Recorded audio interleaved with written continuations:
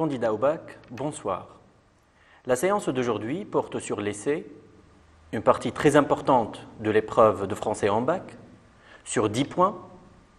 Alors, je vais essayer de vous donner quelques conseils méthodologiques pour comprendre un sujet et réussir votre essai. Alors, ce que vous allez voir sur votre écran, ce sont les différents objectifs de cette séance et de deux autres qui vont suivre. Alors, voyez bien, le premier objectif, celui de cette séance, c'est comprendre un sujet. Comment je peux comprendre le sujet? Quels sont les moyens qui me permettent de comprendre un sujet, de ne pas être hors sujet, de ne pas rester dans des généralités hâtives. Alors, deuxième point, chercher des arguments, des exemples et des citations, c'est-à-dire bien gérer ses ressources. Un autre objectif, faire un brouillon et bien gérer son temps, parce que beaucoup de candidats ne savent pas gérer un brouillon et un temps. Et puis, troisième point, rédiger l'essai. C'est la rédaction au propre, comme vous le dites. Et enfin, relire et améliorer son écrit, c'est-à-dire la révision de tout ce que vous avez pu écrire sur votre feuille d'examen. Alors, on passe à la page suivante. Comprendre un sujet. Alors, vous allez voir sur votre écran le plan de notre séance. Alors, le premier point, c'est reconnaître les parties constitutives d'un sujet d'essai. Donc, c'est un travail de description de combien de parties se compose mon sujet. 2 parties, 3 parties, est-ce qu'il y a une citation? Est-ce qu'il y a une affirmation? Est-ce que la question comporte des indications ou bien est-ce qu'elle contient en elle-même la problématique ou bien c'est une simple question qui me demande mon point de vue du genre « Êtes-vous d'accord? Qu'en pensez-vous? Partagez-vous ce point de vue ?» Alors, deuxième objectif, repérer les mots-clés. Bien évidemment, les mots-clés me permettent de comprendre le sujet. Mais il ne s'agit pas de souligner les mots-clés pour le plaisir de les souligner. Il s'agit également d'identifier le sens de ces mots-clés en ayant recours à des synonymes, à des antonymes, pourquoi pas. Reformuler la thèse, sachant que chaque sujet comporte une thèse et que votre travail consiste à simplifier cette thèse pour mieux comprendre le sujet. Et puis, dégager la problématique. C'est un travail très important parce que si je ne parviens pas à comprendre la problématique soulevée par le sujet, je risque d'être carrément hors sujet ou bien de parler dans des généralités. Je dis par exemple, le sujet parle de la guerre, alors je donne tout ce que je sais sur la guerre. Or, il y a une problématique bien précise. Le sujet, par exemple, parle de la femme, je ne dois pas tout dire à propos de la femme. Je dois chercher quelle est la problématique que soulève mon sujet. Alors, on passe à la page suivante. Il y a 2 excès, c'est-à-dire 2 erreurs, et on ne voudrait pas que vous commettiez ces erreurs. Le premier excès, c'est de survoler le sujet et entamer la rédaction sans cerner la problématique soulevée. C'est-à-dire, le candidat se contente d'une seule lecture, ou même de 2 lectures, et il commence la rédaction. Donc là, s'il n'a pas bien compris le sujet, il ne parviendra pas à cerner sa problématique, ou bien il sera hors sujet, ou bien, donc, il va parler dans des généralités, comme je l'ai dit, des généralités hâtives. Deuxième excès, il y a des candidats qui perdent le temps à tout écrire au brouillon. Et par la suite, le temps ne suffit pas pour recopier cela au propre, entre guillemets. Donc, vous le voyez sur votre écran, perdre du temps à rédiger un brouillon complet, c'est-à-dire de l'introduction jusqu'à la conclusion. Donc là, il va y avoir des problèmes de gestion de temps, présentation matérielle de la copie et lisibilité de l'écrit. On passe à la page suivante. Alors, on va s'entraîner sur le premier point, le premier objectif de cette séance, c'est-à-dire la description du sujet, les différentes parties du sujet. Et là, on va voir 5 sujets. Donc, on va se contenter de ce premier travail, la description des différentes parties du sujet. Alors, vous voyez sur votre écran le premier sujet, sur la science. La science élimine plus de peur qu'elle n'en crée, affirment certains. Pensez-vous que la science rassure ou qu'elle suscite des angoisses? Exprimez votre point de vue à l'aide d'arguments illustrés par des exemples précis.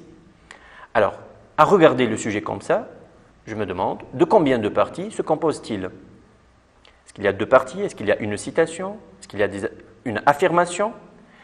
Est-ce que la question me permet de mieux comprendre l'affirmation ou c'est une simple question qui me demande mon point de vue? Alors, de combien de parties se compose le sujet? Regardez bien. Alors, on passe à la page suivante. Et voilà, donc avec les couleurs, vous voyez bien que le sujet comporte 3 parties. La première partie en bleu. La science élimine plus de peur qu'elle n'en crée, affirment certains. C'est une affirmation. Deuxième partie, pensez-vous que la science rassure ou qu'elle suscite des angoisses? Deuxième partie du sujet, c'est une question. Et la question, donc, essaie d'éclairer l'affirmation. Et troisième partie du sujet, exprimez votre point de vue à l'aide d'arguments illustrés par des exemples précis. C'est ce qu'on me demande de faire. C'est-à-dire, cette partie s'appelle la consigne. Alors, on va faire pareil avec un autre sujet, le deuxième sujet. Comment expliquez-vous le recours à des pratiques irrationnelles, voire superstitieuses, à une époque caractérisée par le développement des connaissances scientifiques? Répondez à cette question en illustrant votre pensée par des arguments, par des exemples précis. Alors, regardez bien le sujet. En quoi est-il différent du premier? Regardons bien. Comment expliquez-vous le recours à des pratiques irrationnelles, voire superstitieuses à une époque caractérisée par le développement des connaissances scientifiques? C'est une question. Et par la suite, vous avez répondez à cette question en illustrant votre pensée par des exemples précis. Alors, regardons la page suivante et vous allez découvrir que le sujet ne se compose pas de 3 parties, mais seulement de 2 parties. La première partie, elle est en vert et la deuxième en rouge. Comment expliquez-vous le recours à des pratiques irrationnelles, voire superstitieuses, à une époque caractérisée par le développement des connaissances scientifiques? C'est la question. Et puis, il y a la consigne. Répondez à cette question en illustrant votre pensée par des exemples précis. Donc, ce sujet, le sujet 2, ne comporte pas une affirmation ou bien une citation. Donc, il est composé de 2 parties et non pas de 3 parties comme dans le premier sujet. Alors, on va voir un autre sujet, troisième sujet. Jean-Pierre Cornio écrit « L'informatique suscite encore doutes et inquiétudes.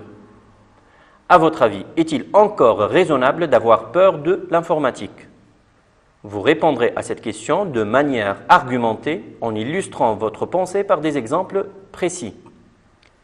Alors, regardons bien le sujet et essayons de voir de combien de parties se compose-t-il. Alors, la page suivante, vous voyez en couleur les différentes parties du sujet, en bleu, en vert et en rouge. En bleu, vous avez Jean-Pierre Cornio écrit « L'informatique suscite encore doutes et inquiétudes ». C'est une citation, et pas comme dans le premier sujet, une affirmation. Deuxième partie, c'est la question. À votre avis, est-il encore raisonnable d'avoir peur de l'informatique? C'est la problématique que soulève le sujet. Donc la question vient éclairer la citation de Cornio. Et puis vous avez la troisième partie, la consigne du sujet. Vous répondrez à cette question de manière argumentée en illustrant votre pensée par des exemples précis. Un autre sujet, sujet 4. Les jeunes estiment souvent qu'il manque de liberté. Êtes-vous de cet avis? Vous exprimerez votre point de vue sur cette question en illustrant vos arguments par des exemples précis. Alors regardez bien le sujet. Il est un peu différent des autres. Une des 3 parties, alors je vous annonce que le sujet se compose de 3 parties, est un peu différente de ce qu'on a vu. Devinez quelle est cette partie ou quelle est cette différence. Alors regardons la page suivante en couleur. Il y a 3 parties. Les jeunes estiment souvent qu'ils manquent de liberté. C'est la première partie. C'est une affirmation. Êtes-vous de cet avis? C'est la question. Vous exprimerez votre point de vue sur cette question en illustrant vos arguments par des exemples précis. Alors, je reviens à la différence que présente ce sujet par rapport aux autres. C'est que la question « Êtes-vous de cet avis ?» n'éclaire pas l'affirmation de départ. Elle vous demande simplement votre position, votre point de vue. Est-ce que vous êtes d'accord ou non? Et là, je saisis l'occasion pour vous rassurer que peu importe votre position, parce que certains candidats se demandent est-ce que c'est faux d'être pour ou est-ce que c'est faux d'être contre? C'est votre point de vue, vous êtes totalement libre. Donc, que vous soyez pour, contre, que vous ayez une position nuancée, on l'accepte. C'est correct, c'est pas faux. L'essentiel, c'est de parvenir à convaincre votre interlocuteur ou votre correcteur de la justesse de votre raisonnement, de la cohérence de votre développement. Alors, on passe au dernier sujet, le sujet 5. Quelle connerie la guerre, écrit Prévert dans son poème Barbara. Je précise ici que le mot connerie, c'est Prévert qui le dit, ce n'est pas nous. Pourtant, certains affirment que la guerre est nécessaire. Et vous, qu'en pensez-vous? Vous exprimerez votre point de vue sur cette question en illustrant vos arguments par des exemples précis. Alors, le sujet se compose de combien de parties? On va le voir à la page suivante. C'est, comme vous le voyez, en 3 parties. En bleu, en vert et en rouge. Donc, on a utilisé les couleurs pour vous montrer les différentes parties du sujet. Alors, en bleu, vous avez une citation de Prévert et une affirmation. Donc, c'est un peu différent des autres sujets. C'est à la fois une citation et une affirmation. Quelle connerie la guerre, c'est la citation de Prévert. Et puis, pourtant, certains affirment que la guerre est nécessaire. On comprend bien que Prévert est contre la guerre et qu'il y a d'autres personnes qui voient que la guerre est nécessaire. Et puis, la question vous demande votre point de vue. Et vous, qu'en pensez-vous? Êtes-vous d'accord que la guerre est nécessaire ou bien vous voyez la même chose que Prévert, c'est-à-dire que la guerre est inutile? Vous exprimerez votre point de vue sur cette question en illustrant vos arguments par des exemples précis. Donc là, c'est la consigne de votre travail. Alors voilà, on a terminé avec la première partie, c'est-à-dire la description du sujet. Et on va voir une autre façon de comprendre le sujet, c'est-à-dire rechercher la signification exacte des mots-clés. En d'autres termes, comprendre le sujet à travers les mots-clés. Alors, on passe à la page suivante. Voilà le premier sujet. La science élimine plus de peur qu'elle n'en crée, affirment certains. Pensez-vous que la science rassure ou qu'elle suscite des angoisses? Exprimez votre point de vue à l'aide d'arguments illustrés par des exemples précis. Alors, on a utilisé les couleurs pour vous montrer les mots-clés. Ce que vous voyez en rouge, c'est-à-dire le terme science, c'est le thème du sujet, c'est le domaine de réflexion. Et ce que vous voyez en bleu élimine peur, crée, suscite et angoisse. Ce sont les mots-clés du sujet. Qu'est-ce qu'un mot-clé? En fait, un mot-clé, c'est un mot indispensable à la compréhension du sujet, c'est-à-dire sans lequel je ne peux pas comprendre le sujet. Alors, je ne dois pas tout souligner dans mon sujet et dire que n'importe quel mot est un mot clé. Alors, je dis par exemple, le mot affirme certains, c'est essentiel. Alors, ce n'est pas essentiel. Donc, il y a des mots indispensables, très nécessaires à la compréhension du sujet. Je dois déterminer ces mots, les expliquer. Comment expliquer les mots donc, clés? C'est chercher des synonymes ou bien des définitions, des mots proches ou bien même des antonymes. Par exemple, je peux comprendre le terme chômage à travers son antonyme, travail. Alors, regardons de plus près ces mots-clés. La science élimine. Donc, le domaine de réflexion, c'est la science. Le premier mot élimine, du verbe éliminer. Que signifie éliminer? Alors, on va voir. C'est supprimer, enlever. Peur. Alors, comment comprendre le terme peur? Ce sont les craintes, les angoisses. Troisième mot dans le sujet, c'est le verbe créer. Que signifie créer? C'est engendrer, c'est provoquer. Et puis on a le terme rassure. Alors, que signifie rassurer?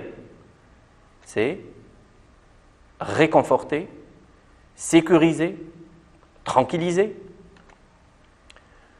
Suscite, du verbe susciter, c'est-à-dire faire naître, donner naissance à. Et puis enfin, le dernier mot, angoisse.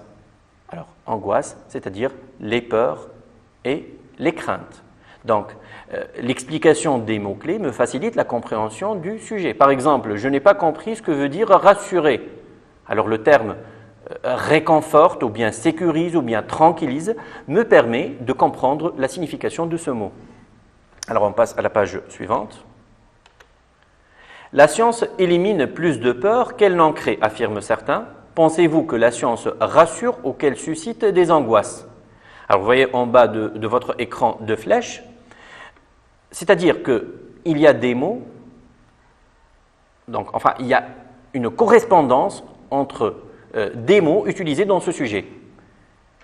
Alors, par exemple, dans la première partie, dans l'affirmation, il y a le terme éliminer, éliminer des peurs.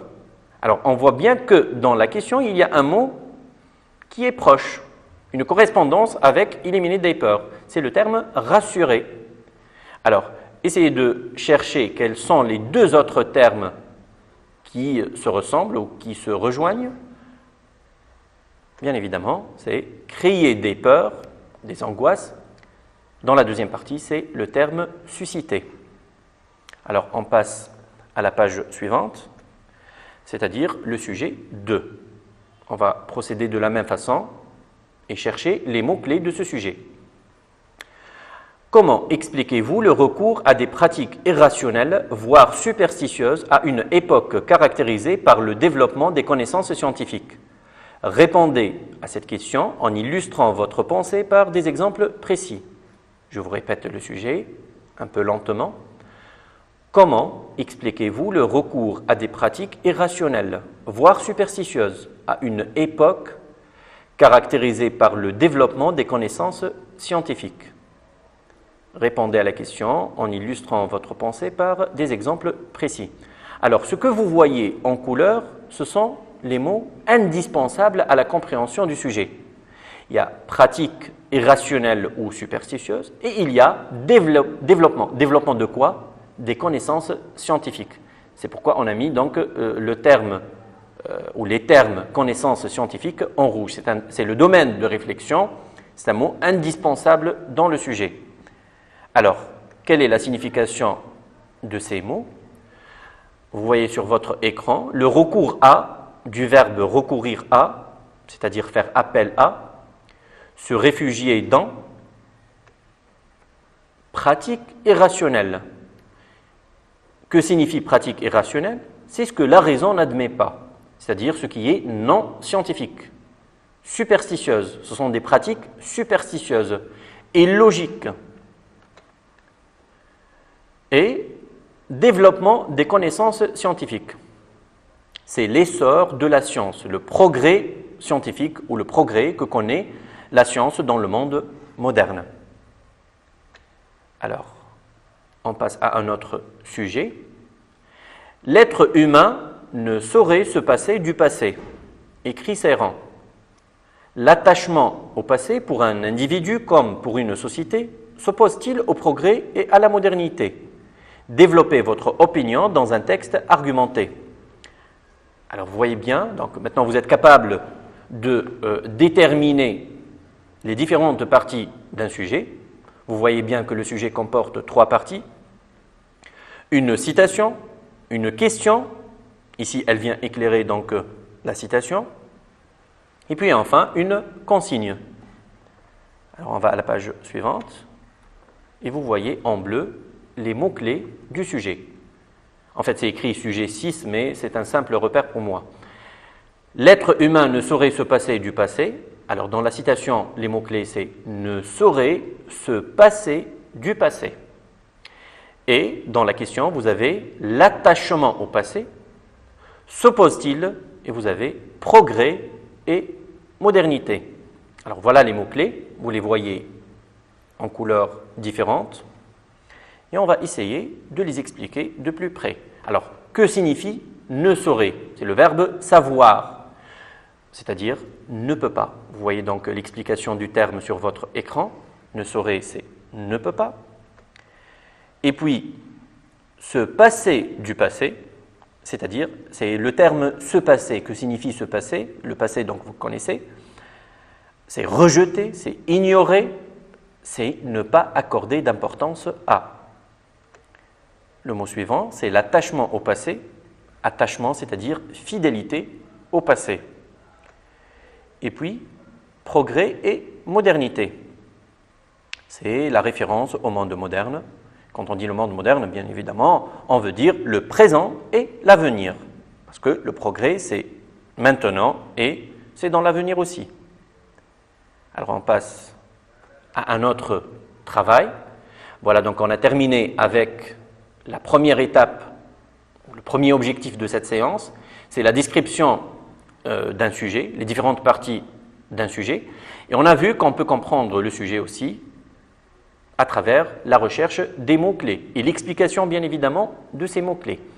Maintenant, comment déterminer la problématique? C'est très important pour ne pas tomber dans les généralités hâtives ou d'être hors sujet. Chaque sujet soulève une problématique. On peut donner deux sujets appartenant au même domaine de réflexion, sur la science par exemple, mais qui présentent ou qui soulèvent deux problématiques complètement différentes. Alors, on passe au premier sujet, qu'on a déjà vu donc, ce sujet avec l'explication et la description des parties constitutives d'un sujet. Alors voilà le sujet. La science élimine plus de peur qu'elle n'en crée, affirment certains. Pensez-vous que la science rassure ou qu'elle suscite des angoisses? Exprimez votre point de vue à l'aide d'arguments illustrés par des exemples précis. Alors le sujet comporte trois parties. La science élimine plus de peur qu'elle n'en crée, c'est une affirmation. Une question qui vient éclairer donc le travail, et puis une consigne. En fait, vous avez donc le domaine de réflexion écrit en rouge et vous avez les mots-clés qu'on a déjà expliqués en bleu.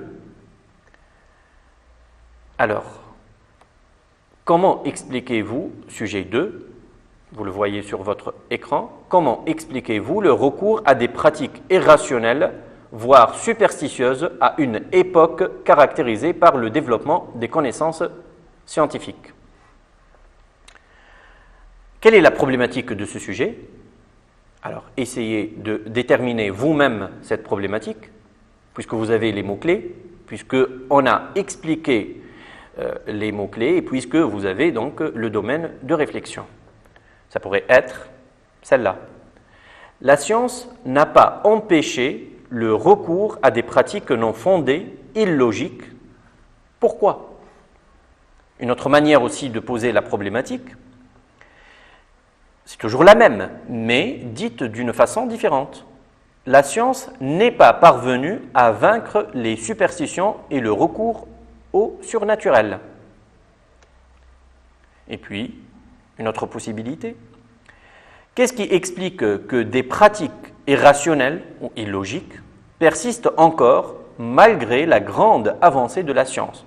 C'est-à-dire, on a deux parties, si vous voulez, indispensables dans le sujet. C'est le recours à la superstition, aux pratiques irrationnelles, et la deuxième partie, c'est la grande avancée de la science. Et puis, une autre façon de poser la problématique, de soulever la problématique, il s'agit de dire pourquoi on se réfugie encore dans l'irrationnel à une époque où l'esprit scientifique et rationnel domine. Donc voilà différentes manières de soulever la problématique d'un sujet. Et maintenant, on va passer au sujet 5 qu'on a déjà vu sur la guerre et essayons de voir ensemble quelle est sa problématique. Alors, je vous lis le sujet. « Quelle connerie la guerre » écrit Prévert dans son poème « Barbara ». Pourtant, certains affirment que la guerre est nécessaire. Et vous, qu'en pensez-vous? Alors, essayez de chercher vous-même la problématique. Je vous laisse un peu de temps. Ça pourrait être, il s'agit de se demander si la guerre est absurde ou si elle est justifiée. Une autre façon de soulever la problématique, il s'agit de se demander si les moyens pacifiques sont plus efficaces que la lutte armée pour résoudre les conflits entre les nations. Et enfin, on peut soulever la problématique de la manière suivante. Doit-on condamner la guerre ou la justifier? C'est très simple, donc c'est clair.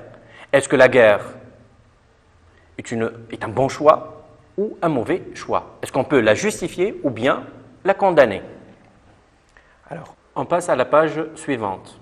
Alors, vous voyez le sujet qu'on a déjà vu. L'être humain ne saurait se passer du passé, écrit Serran.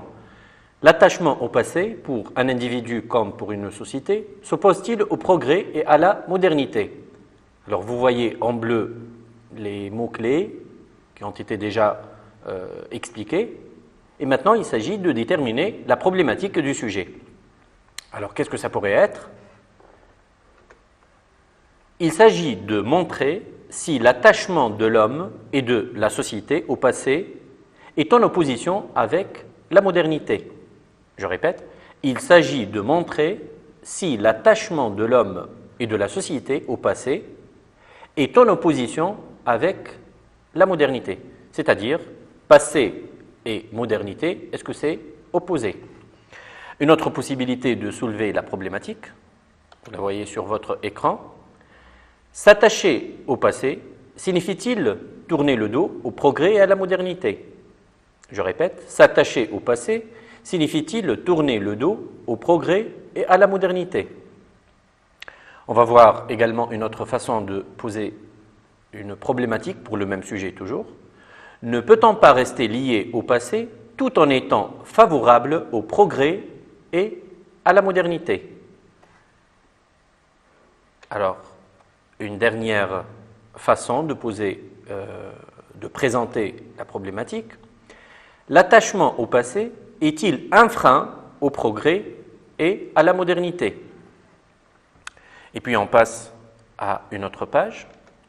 Là, on va voir un autre sujet qu'on n'a pas déjà vu dans l'explication des mots-clés, ni dans la première partie de la séance, c'est-à-dire la description des différentes parties du sujet. Alors le voilà. En toute société, l'artiste, l'écrivain demeure un étranger, affirme Simone de Beauvoir.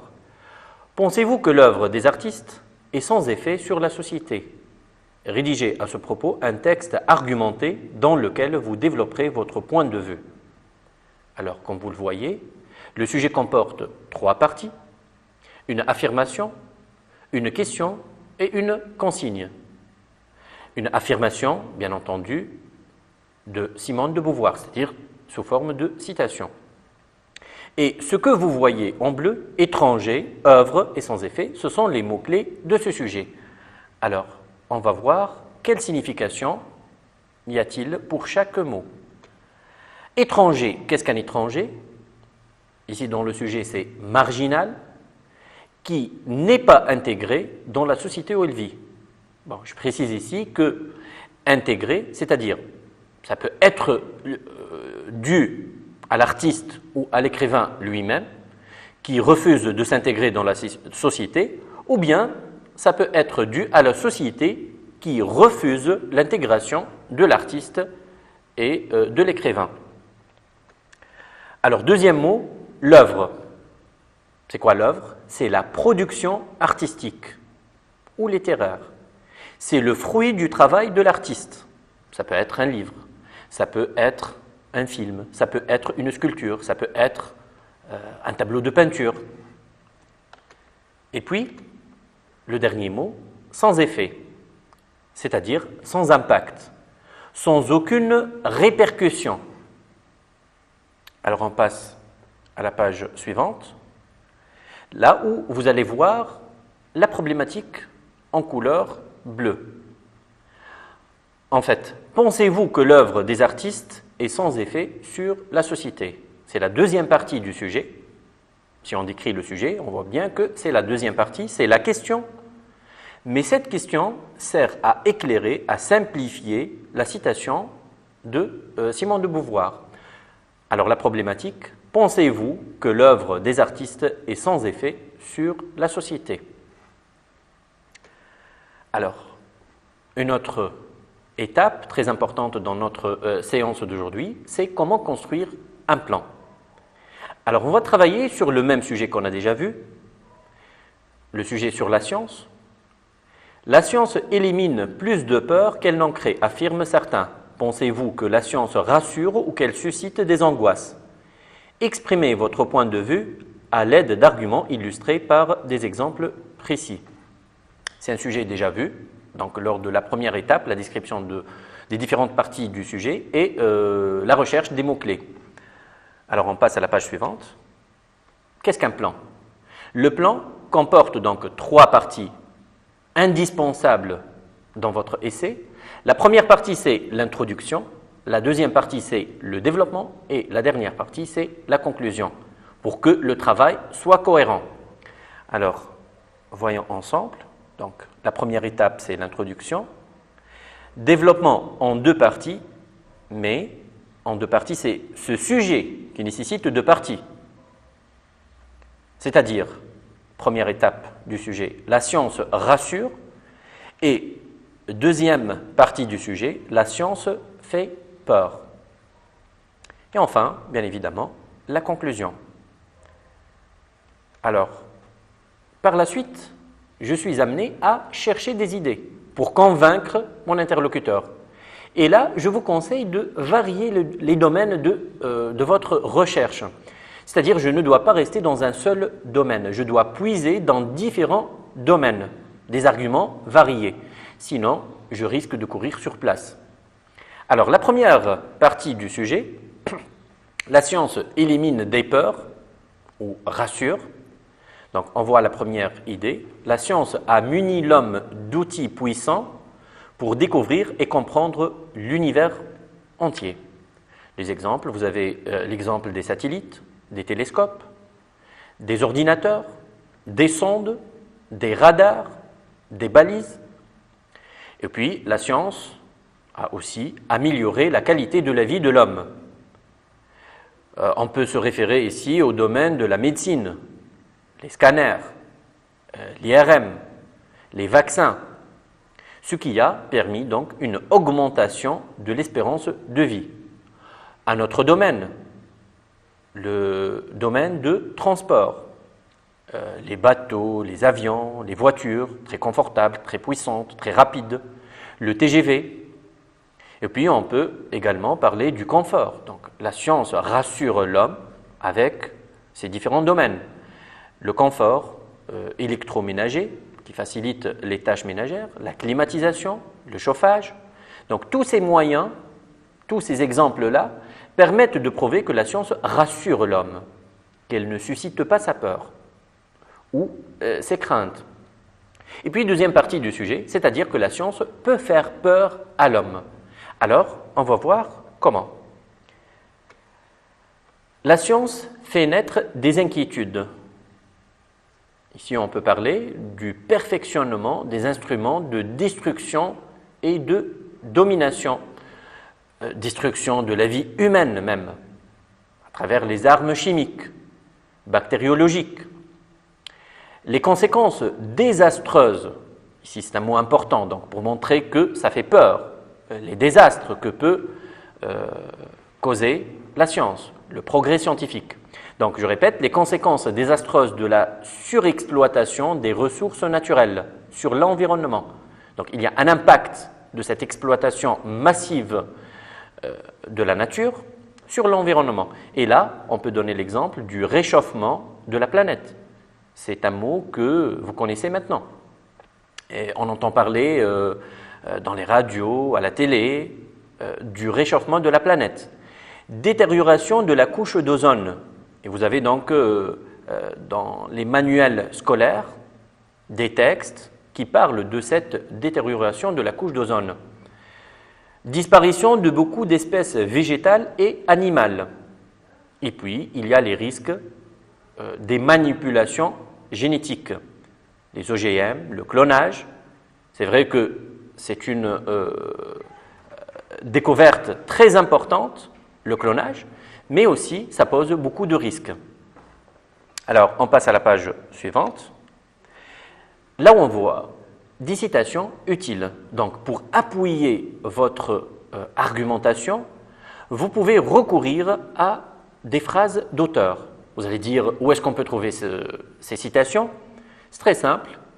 Dans vos manuels scolaires, à la fin de chaque module, à la fin de chaque thème, vous avez une page où vous pouvez puiser des citations très utiles pour appuyer votre argumentation, que ce soit dans le manuel des 4e années section scientifique ou dans le manuel des 4e années section lettres. Alors, on voit sur l'écran la première citation, 2 citations en fait, du même auteur, François Jacob. La première, avoir contribué à casser l'idée d'une vérité intangible et éternelle n'est peut-être pas l'un des moindres titres de gloire de la démarche scientifique. Deuxième citation, rien n'est aussi dangereux que la certitude d'avoir raison. Et puis, 2 autres citations. Rien ne cause autant de destruction que l'obsession d'une vérité considérée comme absolue. Et puis, une dernière citation très connue. Science sans conscience n'est que ruine de l'âme. C'est une citation de Rabelais. Et puis, j'ai compris le sujet, j'ai déterminé sa problématique, j'ai élaboré un plan de travail. Je dois maintenant chercher une introduction à mon sujet. Et c'est ce que vous allez voir sur votre écran. Alors, qu'est-ce qu'une introduction? Quelles sont les différentes étapes d'une introduction? Il s'agit tout d'abord de cerner le thème sur lequel portera la réflexion et introduire le sujet. Donc, je détermine le thème ou bien le domaine de réflexion et je commence mon travail. Puis, je dégage la problématique du sujet et enfin, la dernière partie de l'introduction permet d'annoncer le plan. Et puis, on vous donne ici des conseils qui sont très importants. Évitez les phrases trop générales qui n'abordent pas directement le sujet, c'est-à-dire vous tournez autour du sujet sans cerner sa problématique. Et puis, évitez de recourir à des lieux communs du type de nos jours, de tout temps, depuis longtemps, etc. Alors, voilà comment faire une introduction. Et là, on va vous donner un exemple